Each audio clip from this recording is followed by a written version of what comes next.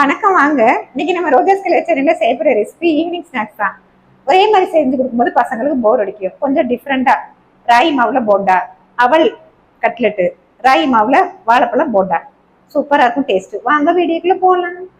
இன்னைக்கு நம்ம சேனல்ல வரப்போற டிப்ஸ் வந்து நம்ம பூரி செய்யும் போது என்ன குடிச்சிச்சுன்னா எண்ணெய் காஞ்சது கொஞ்சம் உப்பு சேர்த்தோம்னா பூரி எண்ணெய் குடிக்காது. இன்னைக்கு நம்ம சேனல்ல வந்து செய்யற ஸ்நாக் இன்னைக்கு நம்ம சேனல்ல வந்து டிஃப்ரெண்டான ஸ்நாக்ஸ் தான் செய்ய போறோம். ஏன்னா நம்ம சப்ஸ்கிரைபர் வந்து கொஞ்சம் டிஃப்ரெண்டா செய்ய சொன்னாங்க. அதனால ரொம்பவே சத்தான ராகி மாவு, அதுலதான் ராகி மாவுல தான் நம்ம போண்டா செய்ய போறோம். அதுக்கு தேவையான பொருட்கள்லாம் பார்த்துடலாம். 1 கப் ராகி மாவு எடுத்திருக்கேன். பெரிய வெங்காயம் நல்ல ஸ்லைஸா நறுக்கிருக்கு, கொஞ்சம் கருவேப்பிலை, மிளகாத்தூள், உப்பு, நல்லா கிறிஸ்பியா வர்றதுக்கு பச்சரிசி மாவு 1 ஸ்பூன் சேர்த்துருக்கேன். இதை லைட்டா முதல்ல பிசைஞ்சுக்கலாம்.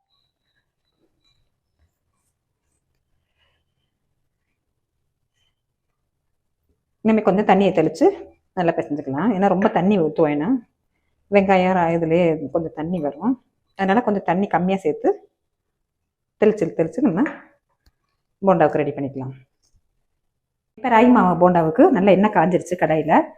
இப்போ இந்த பிசைஞ்சு வச்சுருக்க ராகி மாவு எல்லாம் சேர்த்து உருண்டையாக சேர்த்துக்கலாம்.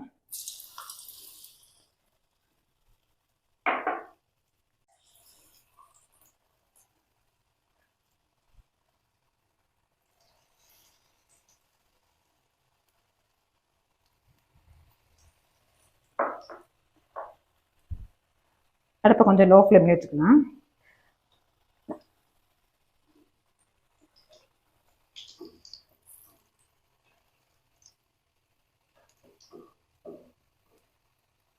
நல்லா வேகட்டும். சிம்ல வச்சாதான் நல்லா வேலை சாஃப்டா இருக்கும்.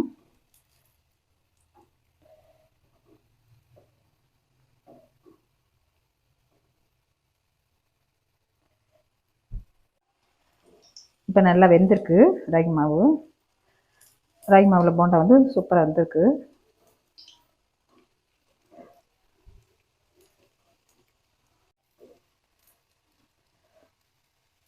இப்போ இதை நல்லா வெந்துருச்சு. இப்போ ஒரு பிளேட்டுக்கு மாற்றிக்கலாம். அதை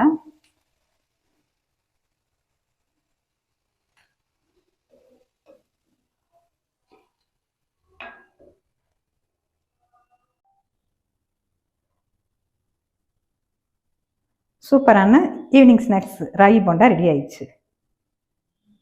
வாழைப்பழ போண்டா தான் அடுத்து செய்ய போகிறோம். ரொம்பவே டிஃப்ரெண்டானதாக இருக்கும். டேஸ்ட்டு அடிச்சுக்கவே முடியாது, அவ்வளோ டேஸ்ட்டாக இருக்கும். ஒரு வாட்டி நீங்கள் செஞ்சு கொடுத்தீங்கன்னா வைங்களே இதே மாதிரி செய்ய சொல்லி உங்களை கேட்பாங்க. அதுக்கு தேவையான பொருட்கள்லாம் பார்த்துடலாம். வாழைப்பழம் ஸ்லைஸாக கட் பண்ணி வச்சுருக்கேன்.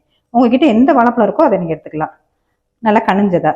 கடலை மாவு 1 கப்பு, தண்ணி, கொஞ்சம் உப்பு, நெய், மிளகாத்தூள். இப்போ கடலை மாவு 1 கப் சேர்த்துக்கலாம். மிளகாத்தூள் கொஞ்சம், உப்பு, கொஞ்சம் தண்ணி ஊற்றி பிசைஞ்சுக்கலாம். இப்போ அடுத்ததாக கடாயை காய வச்சிருக்கு. அதில் கொஞ்சமாக எண்ணெய் சேர்த்துட்டு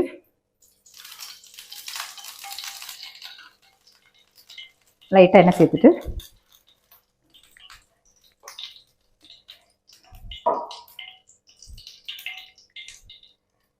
இந்த வாழைப்பழத்தை இந்த கடலை மாவில் இது பண்ணி நம்ம சேர்த்து பொரிச்சு எடுத்துக்கலாம்.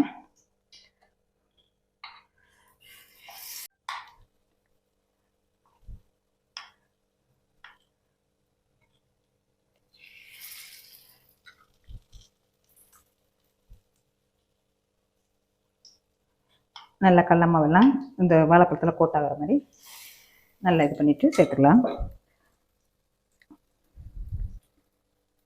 அதில் கொஞ்சம் நெய் சேர்த்துக்கலாம் லைட்டாக. இது முற்றிலும் ஆப்ஷனல் தான், உங்களுக்கு விருப்பப்பட்டால் நீங்கள் சேர்த்துக்கலாம். இப்போ நல்லா வெந்திருக்கும். இதை நம்ம திருப்பி விட்டுக்கலாம்.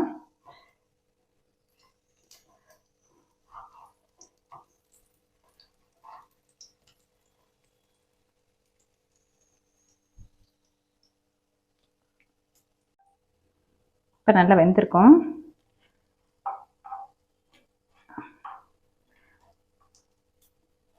நம்ம நிறைய ஆயில் சேர்க்க வேண்டியது இல்லை. இதை நம்ம டீப் ஃப்ரை பண்ணாலே போதும். எண்ணெயில் போட்டு பொரிச்சு சாப்பிடலாம். நான் அன்னைக்கு இந்த மாதிரி தான் செஞ்சுருக்கேன். இப்போ நல்லா வெந்துருச்சு. இப்போ இதை ஒரு பிளேட்டுக்கு மாற்றிக்கலாம்.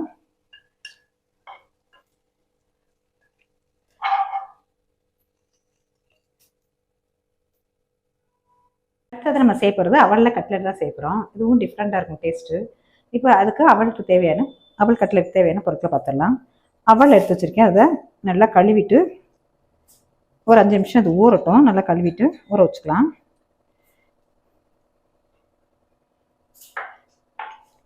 அதுக்கு பெரிய வெங்காயம் கட் பண்ணி வச்சுருக்கேன் ஸ்லைஸாக, பச்சை மிளகா கொஞ்சம், கொத்தமல்லி, கருவேப்பிலை, உருளைக்கிழங்கு அவிச்சிட்டு பிசைஞ்சு எடுத்து வச்சுருக்கு, மிளகாத்தூள், பிரெட் க்ரம்ஸு, பெப்பர், மிளகாத்தூள், மைதா மாவு கொஞ்சம். இப்போ 10 நிமிஷம் நல்லா அவல் ஊறிடுச்சு. இப்போ தண்ணியெல்லாம் வடிச்சிட்டு ஒரு பவுலில் சேர்த்துக்கலாம்.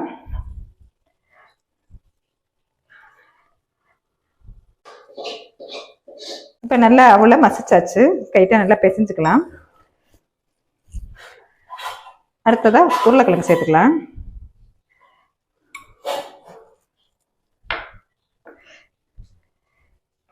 அடுத்ததா மிளகாத்தூள், பெப்பர், கரம் மசாலா, கருவேப்பிலை, கொத்தமல்லி தழை,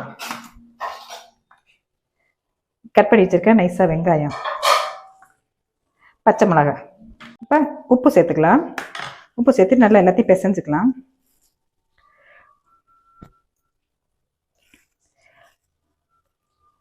இப்போ கட்லெட்டுக்கு நல்லா பிசைஞ்சு வச்சாச்சு.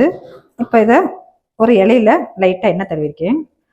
கொஞ்சமாக மாவு எடுத்து இந்த இதில் கட்லெட் சைடுக்கு நல்லா தட்டி எடுத்துக்கலாம்.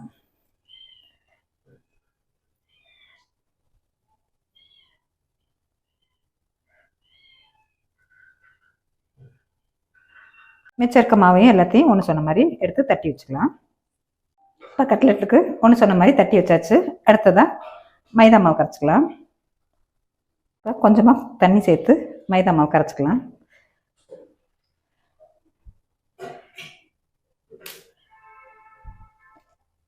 இப்போ மைதா மாவு கரைச்சாச்சு.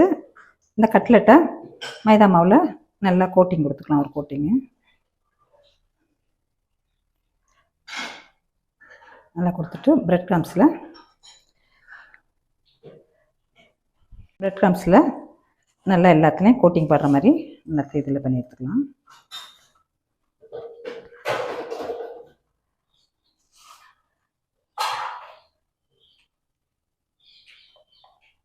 இப்போ ரெடி பண்ணி வச்சுருக்க கட்லெட்டை நல்ல கடாயில் எண்ணெய் காஞ்சிருக்கு. இப்போ ஒன்றா சேர்த்துக்கலாம்.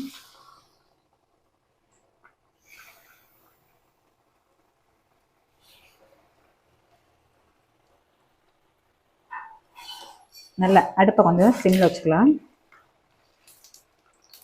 ஏன்னா நல்லா வெளியில் கிறிஸ்பியாகவும் உங்களுக்கு நல்லா சாஃப்டாகவும் இருக்கணும்.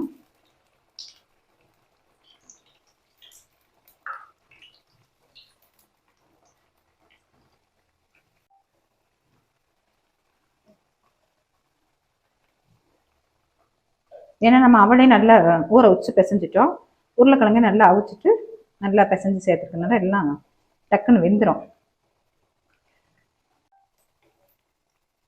இப்போ கட்லெட்டை நல்லா வெந்துருச்சு. நல்லா எடுத்துக்கலாம். இப்போ கட்லெட் நல்லா வந்துருச்சு. இப்போ ஏதோ ஒரு தட்டுக்கு எடுத்து மாற்றிக்கலாம்.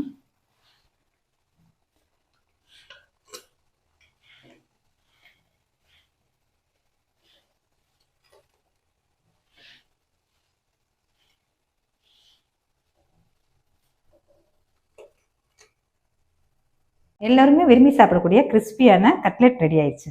அவல் கட்லெட்டு